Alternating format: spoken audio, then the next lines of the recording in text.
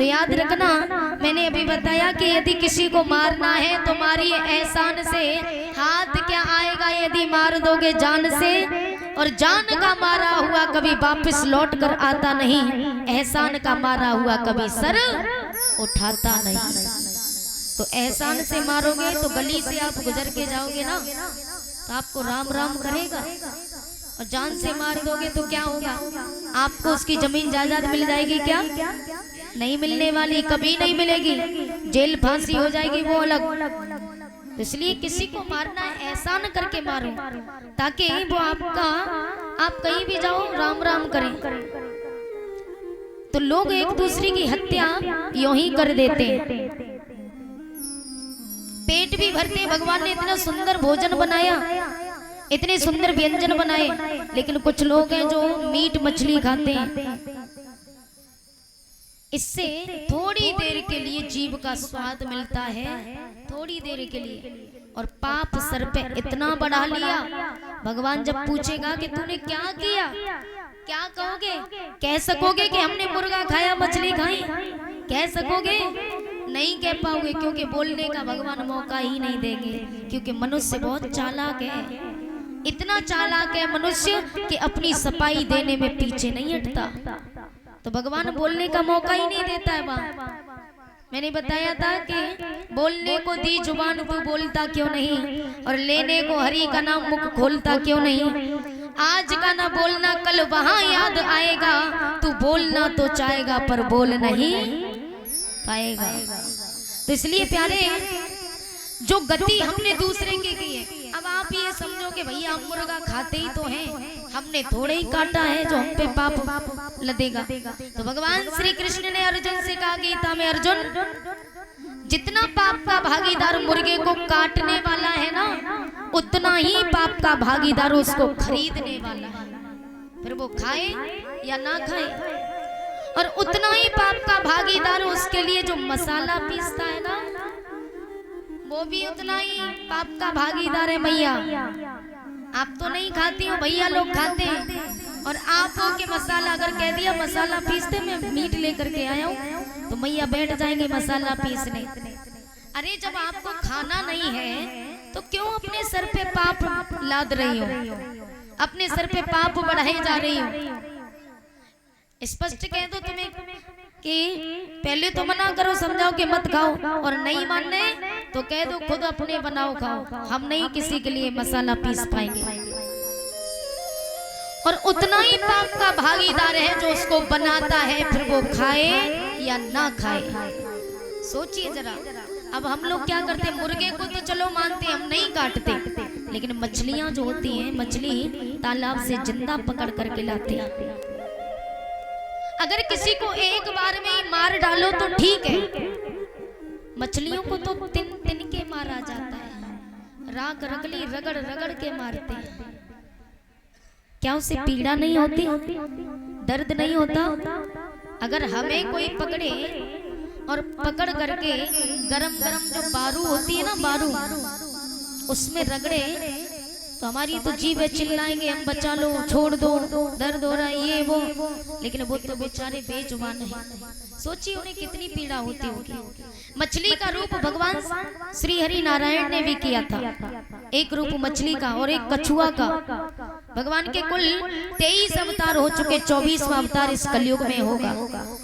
तो याद रखना, हम लोग इतने अंधेरे में पड़े हैं, अंधकार में हमारा जीवन पड़ा है। अगर एक साथ थाली में खाने वाले की मृत्यु हो गई, हम रोज एक थाली में भोजन करते थे अपने मित्र के साथ, और वो मित्र उसकी मृत्यु हो गई तो हम उसका दाह संस्कार करने मरघट में जाते हैं, तो घर आकर के स्नान करते हैं। क्यों करते? क्योंकि भैया पवित्र हो गए, मरघट से आए, दाह संस्कार, लाश का दाह संस्कार करके आए। जबकि एक थाली में खाने वाला मरा था, लेकिन जब रोज मीट मछली खाते हो तब कहाँ पवित्रता जाती है, तब तो मार के खाते हो आप।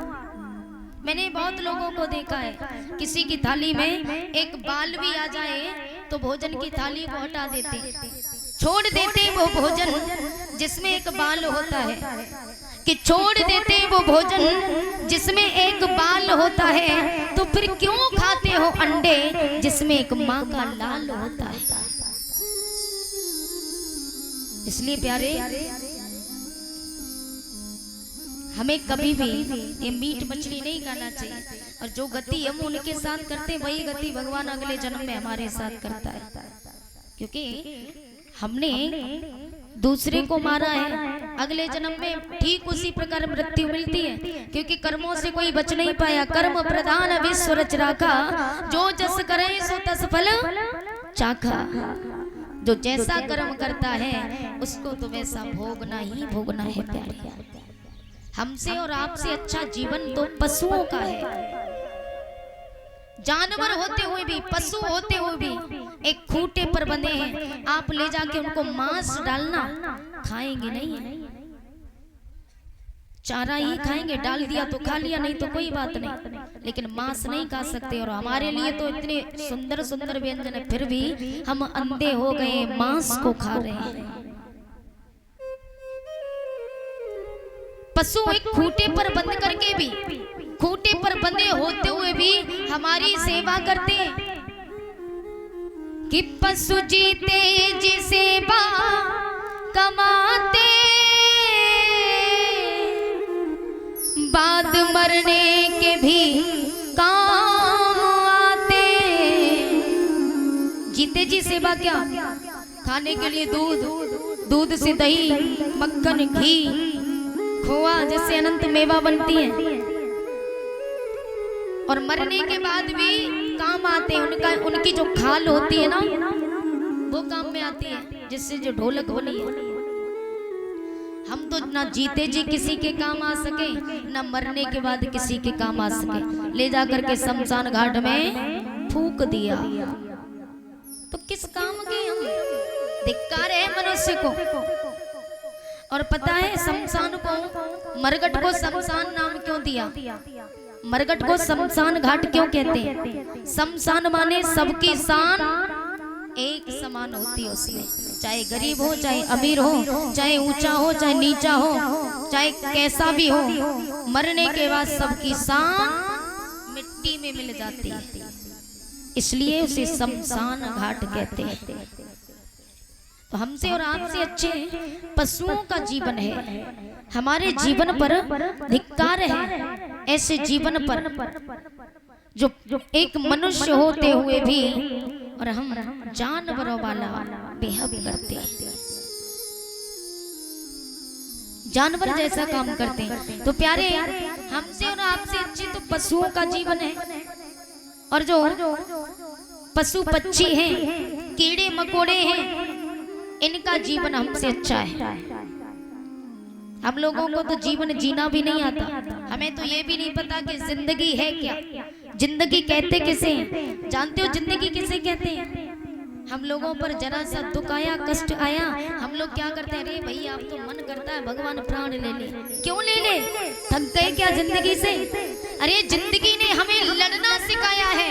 जिंदगी उसे कहते हैं जो जिंदगी में संघर्ष करे, चाहे कितना भी बड़ा संकट क्यों ना आए, जो संघर्ष करता है उसी को जीवन कहते हैं। इसलिए संघर्ष करो, मरो मत। जिंदगी ने जिंदगी से पूछा कि ऐ जिंदगी बताइए क्या है जिंदगी, और जिंदगी को हम जीकर भी ना समझ पाए कि क्या है ये जिंदगी। इसलिए कोयल से आप पूछना, कोयल होती है ना, उससे पूछना भाई तेरा जीवन कैसा है, तो वो भी कहेगी भैया जीवन एक संगीत है। कोयल को राग सी, भौरे को पराग सी, और पतंगे को चिराग सी लगती है जिंदगी। पतंगा जानते हो ना, पतंगा जैसे कि ये कीड़े उड़ रहे हैं ना, अंधेरा होगा तो एकदम बिल्कुल मर जाएंगे। पतंगा होता है जो दीपक जलता है, दीपक के आसपास मंडराता है, तो वो यही समझता है कि जीवन में रोशनी ही रोशनी है, प्रकाश ही प्रकाश है। लेकिन हमारे जीवन में प्रकाश होते हुए भी हम एक अंधेरे का जीवन जी रहे हैं। अंतर की आत्मा खोल करके देखो तो आपके जीवन में अंधेरे के सिवा कुछ नहीं है, प्रकाश उसी के जीवन में है जिसने गुरु को बनाया, गुरु से दीक्षा ली, सत्य के मार्ग पर चला और भगवान को पहचान गया, मानो उसी का जीवन प्रकाश में है। वरना हमारा जीवन, जिन्होंने गुरु नहीं बनाए उनका जीवन सनसाइड है। आध्यात्मिक जन्म उसी दिन होता है जब हम गुरु बनाते हैं। तो कोयल को राग सी और भौरे को पराग सी, पतंगे को चिराग सी लगती है जिंदगी, चिड़ियों को चहक सी और तितली को महक सी, मधुमक्खी को शहद सी लगती है जिंदगी। मधुमक्खी से पूछना भाई तेरा जीवन कैसा है, कैसी कट रही है? मधुमक्खी कहेगी अरे भैया जीवन तो शहद की तरह बड़ा मीठा है, बड़ा आनंद आ रहा है जीने में। सूर्य को सविता सी, पपीहे को कविता सी और मछली को सरिता सी लगती है जिंदगी। चकोर को शशि सी और पुष्प को हंसी सी, लेकिन इस मनुष्य को ही फंसी सी लगती है जिंदगी, लगती है जिंदगी। मनुष्य से पूछना भैया कैसी कट रही है, कैसी चल रही है, तो मनुष्य क्या कहेगा, अरे भैया क्या बताएं, बस जी रहे हैं, मर रहे हैं, कट रहे हैं। अब तो मन करता है बस मर जाए। क्यों मर जाए? अच्छा एक बात बताओ, एक पहाड़ पर दो लोग चढ़ रहे हैं, एक के सर पे 20 किलो बोझा है और एक खाली हाथ चढ़ रहा है, तो सबसे पहले कौन चढ़ेगा ऊपर पहाड़ पे? खाली हाथ वाला। बहुत सुंदर। तो क्यों अपने सर पे बोझा ढो करके मरे जा रहे हो? जब पता है कि खाली हाथ वाला पहले मंजिल तक पहुंचेगा, तो फिर क्यों बोझा ढो करके मरे जा रहे हो? किसके लिए ढो रहे हो? साथ ले जाओगे क्या बोझा? नहीं जाएगा ना। खाली हाथ आए और खाली हाथ जाओगे, तो फिर बोझा क्यों ढो करके मरे जा रहे हो? मत ढो। ये आपका अपना जीवन है। इस दुनिया की भूल भुलैया में फंसे रहे तो कुछ हासिल होने वाला नहीं, कुछ नहीं कर पाओगे। जो हाथ में है वो भी हाथ से निकल जाएगा। ये जीवन जानते हो क्या है? ये दुनिया एक रंग बिरंगी है, और आप अगर दुनिया की रंग बिरंगी बातों में आ गए तो आप भी रंग जाओगे। आप जितनी आगे बढ़ते जाओगे ये दुनिया आपको उतने ही रंग बदलते दिखाई देगी। इसलिए दुनिया की बातों में मत पड़ो, ये आपको उलझाने की कोशिश करेगी और वही करती है। एक बात